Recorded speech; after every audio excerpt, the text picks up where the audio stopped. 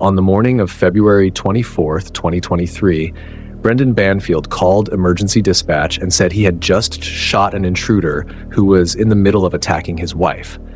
When police reached the home in Herndon, Virginia, they found two people dead, his wife, Christine Banfield, and the alleged intruder, Joseph Ryan. At first, it sounded like a clear self-defense case, the kind of story that instantly makes people stop and listen.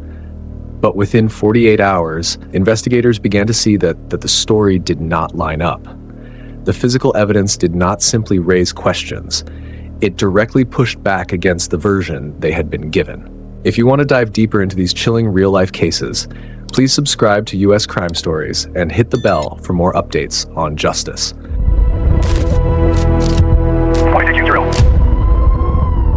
To understand how everything reached that point, you have to look at the people living inside that house. Brendan Banfield worked as an IRS criminal investigation officer. That was not a casual job. It meant he had training in following money, tracing digital evidence, and understanding how forensic records work.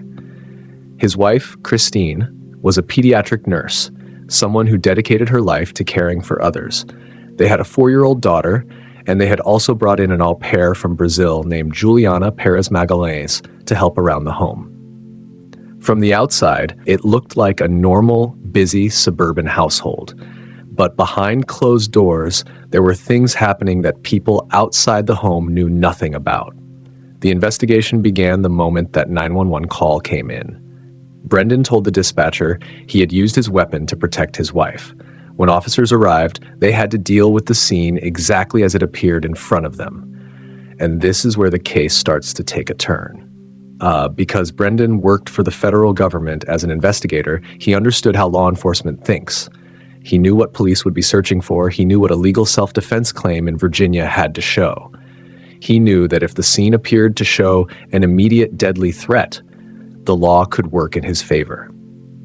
So some people naturally ask the question, did he use that knowledge to help himself?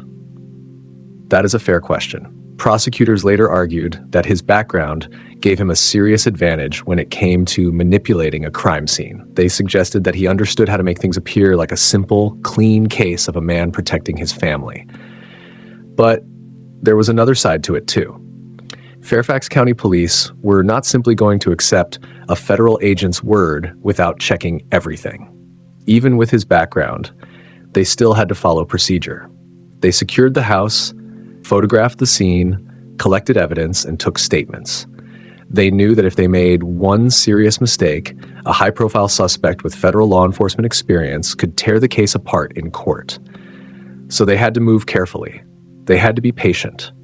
And they had to get it right. It is easy to understand why people get frustrated when investigations take time. But police needed that time. They could not build a case on guesses. They needed digital forensics to catch up. They had to examine every log, every device, and every piece of data connected to that home. If they had rushed, they could have damaged the case before it even had a chance to stand. The defense, however, argued that Brendan's actions that morning were not calculated at all. They said everything he did was a response to a terrifying, chaotic emergency. Their position was that when a man is inside your home attacking your wife with a knife, you are not thinking about staging anything. You are thinking about survival. They argued that investigators were biased because of Brendan's job and were looking for a crime where there was none. According to the defense, police became so focused on blaming a federal agent that they ignored the reality of what it feels like to be attacked in your own home. But the evidence, as it was later presented in court, told a different story. It was not just about what Brendan claimed he was thinking, it was about what the evidence showed he was doing. And that is what makes this case so disturbing. You have a man trained to investigate criminals, allegedly using that same training to hide what was really happening. It makes you wonder how often something like this happens when there is no digital trail strong enough to expose it. Think about the weight on those investigators. They had a dead nurse, a dead alleged intruder, and a federal officer claiming he had done what anyone would do to protect his wife. If police were wrong, they would be accused of targeting a hero. But if they were right, They were building a case against someone who knew the system from the inside. So they had to depend on the facts. They had to look at the ballistics, the timing, the digital records, and the details that do not panic, do not exaggerate, and do not care who is telling the story. Seen that way, this was never just a simple he said, she said case. It became a fight between a story that appeared carefully built and a reality that science was slowly uncovering. Police said the timeline did not fit the version they were told. They said the digital evidence did not match the home invasion explanation. And in the end, the court agreed that the evidence was too strong to ignore. It is wild to think how one morning can destroy everything. One phone call, one set of decisions, and suddenly an entire life is placed under a microscope. This case is not only about the tragedy of two people losing their lives. It is also about the level of confidence it takes to believe you can outsmart the very people whose job is to uncover the truth. We will get into the digital side of this next, but for now, sit with that one idea. The same tools used to catch criminals may have been used in an attempt to outrun the law. That is a dark thought, right? But that is the reality at the center of this case. This is not a movie. This is not a storybook. It is a chain of choices that led to a courtroom, a verdict, and a lifetime behind bars. And it all began with a man who thought he knew enough to get away with it. It is one thing to tell a story about a home invasion. It is another thing completely when the digital evidence starts speaking back to investigators. Police did not just walk into that house and start making assumptions. They followed a trail of data that led them directly to a website called FetLife. If you've never heard of it, it is basically an adult social network for people interested in certain lifestyle dynamics. Investigators found a profile there under the name Anastasia Knight. And when they started pulling the actual technical evidence, they did not just find some random online account. They found a digital fingerprint that traced back to the Banfield home network. We are talking about IP addresses and MAC addresses showing activity from their own router. That becomes a massive problem when the story you are telling is that a random violent stranger just showed up at your house. Why not subscribe to U.S. Crime Stories? Join our community today to help us keep bringing you the most thorough and factual deep dives on crime. The disturbing part is what that Anastasia Knight account was doing. Whoever was behind that screen was communicating with Joseph Ryan. They were messaging him and inviting him to the house in Herndon. They set the scene. They gave him the address and told him exactly what was supposed to happen when he arrived.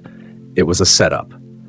Once police saw that, the entire home invasion story started falling apart.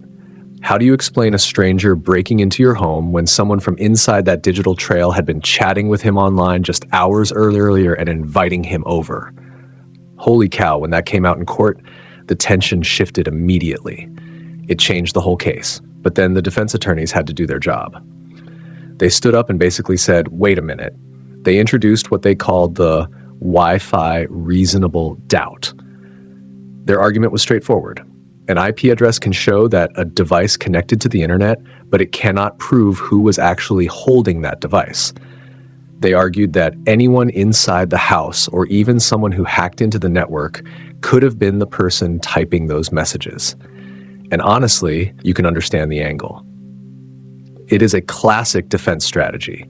If prosecutors cannot prove exactly who was sitting there at the exact moment a message was sent, how can they use that to prove murder? The defense wanted the jury to think maybe it was someone else. They were trying to create just enough doubt to weaken the entire case. But the prosecution did not stop at the IP address. They had already moved beyond that. They began stacking the data piece by piece. They did not only show that messages were sent, they showed when they were sent, then compared those times to where everyone was inside the home. They showed that the messages were being sent when Christine Banfield was either asleep or not in the house. They created an extremely tight timeline. The prosecution's point to the jury was simple. If Christine was asleep and the child was in her room, who else was left? They narrowed it down to Brendan and Juliana's. They argued that the digital trail matched their physical movements almost perfectly. It was not just a random coincidence, it was a pattern. They were not asking the jury to guess. They were showing them the sequence step by step.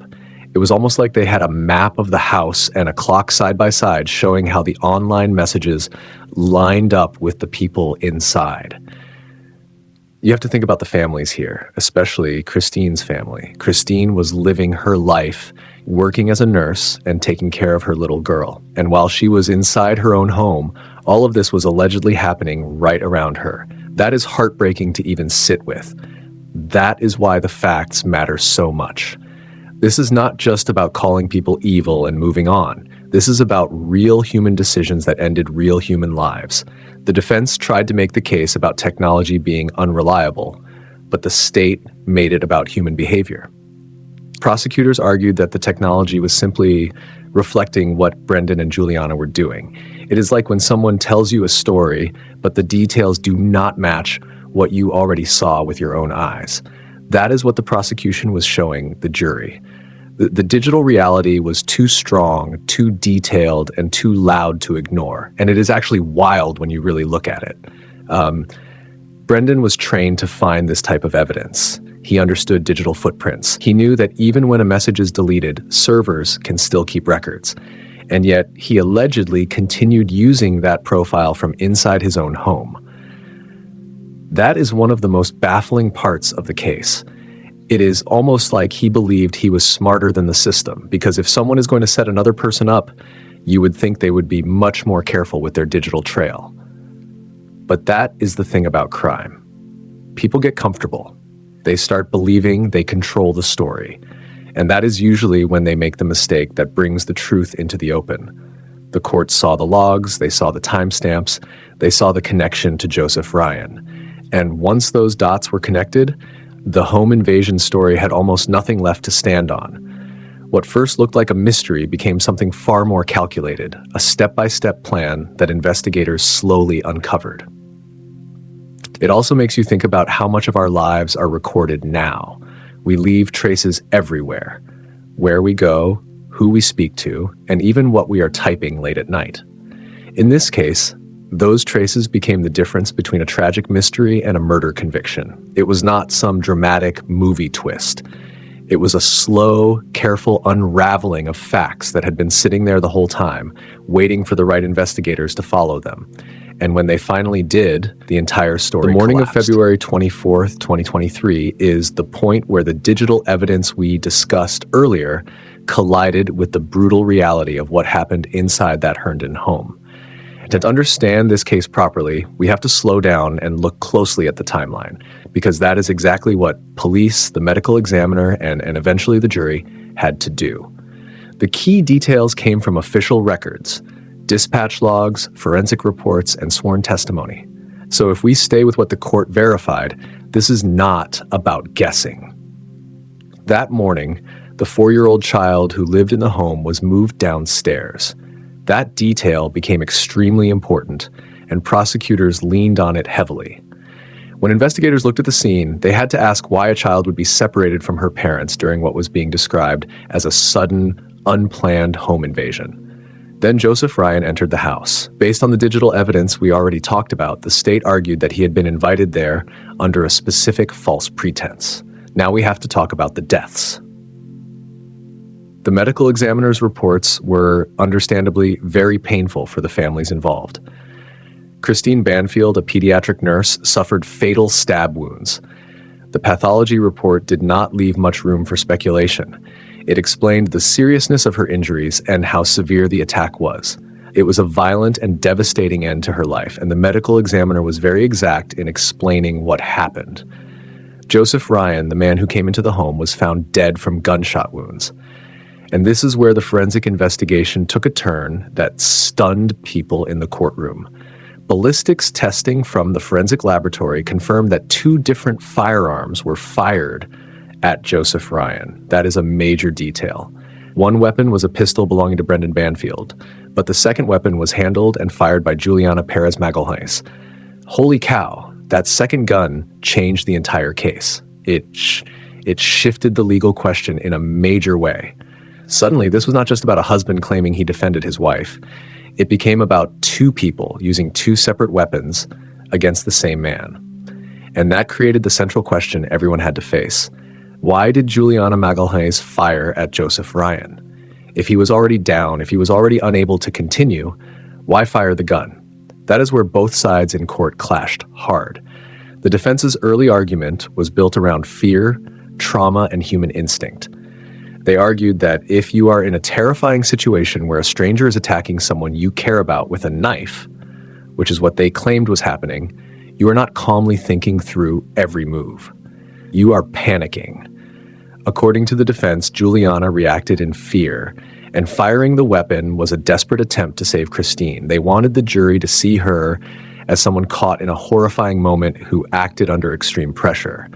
But prosecutors saw it differently, and they used the medical examiner's timeline to support their argument. The state argued that Joseph Ryan had already been incapacitated by the first shots fired by Brendan. Prosecutors claimed Juliana's shot was not panic. They described it as a deliberate act. Their argument was that it was done to make sure Joseph Ryan could not survive and tell his side of the story, because his version would have destroyed the home invasion narrative Brendan had given to the 911 dispatcher. It is one thing to read arguments like that in a court document, but inside the courtroom, it carried a much heavier weight. And then we have to look at what happened after that day, because this is the part that makes people stop and think. After Christine and Joseph were dead, life inside that house did not simply freeze. It kept going. Official records and testimony later showed that Juliana stayed in the home. She even moved her personal belongings into the master bedroom, taking over the space that had once belonged to Christine. Think about that for a moment. This was not gossip from some random blog. It was entered as evidence. Prosecutors used that detail to argue motive. They claimed her behavior after the incident showed this was not a tragic emergency where two people were left traumatized and confused. They argued it looked like the final step in a plan to replace Christine. Of course, the defense had to respond to that. They described the living arrangement as a practical situation. They argued Juliana had nowhere else to go, and the household needed some kind of structure while the investigation continued. They tried to keep the jury focused on the exact moment of the shooting instead of what happened in the months after. But for the jury, that image was hard to ignore. And that brings us to a difficult question about how the justice system works. Police were looking at a federal law enforcement officer as a suspect. That meant they could not afford to be careless. They spent months building the case, making sure every digital log, every bullet casing, and every cell phone ping was documented clearly. I understand why people get frustrated when arrests take a long time. When people believe a crime has happened, waiting can feel unbearable. But the court records show investigators were walking a very thin line. If they had moved too quickly and filed charges before the case was strong enough, Brendan Banfield, with his background and knowledge of the system, could have found a way to walk free. They had to wait until the case was strong enough to survive every challenge. Meanwhile, the defense lawyers had a huge task in front of them. They had to defend a man accused of planning a double homicide while working as a federal agent. They were not only trying to say he was innocent, they had to attack the state's case piece by piece. They challenged the digital evidence, questioned the forensic timeline, and tried to reduce the damage caused by Juliana's eventual testimony. And that leads straight into the plea deal, which became one of the most controversial parts of the entire legal outcome. Juliana Perez Magalhães accepted a plea deal. She pleaded guilty to manslaughter with a 10-year cap on her sentence. In return, she agreed to testify against Brendan. Was that fair? That is still the question many people are debating. On one side, there are people who believe 10 years is nowhere near enough for someone who admitted to firing a gun and ending a life. They look at Joseph Ryan being gone forever, and they feel the punishment does not match what happened. To them, it feels like justice was compromised. On the other side, prosecutors argue that the deal was necessary. They were dealing with a case where proving the hidden agreement between two people can be extremely difficult. Without Juliana's testimony, without someone from inside the situation explaining what was said and done, they may not have secured a conviction against Brendan. Their argument is that accepting a shorter sentence for Juliana was the price of making sure the person they saw as most responsible received life in prison. So now we have looked at the digital trail, the forensic timeline, and the arguments from both sides. But this case is bigger than legal strategy.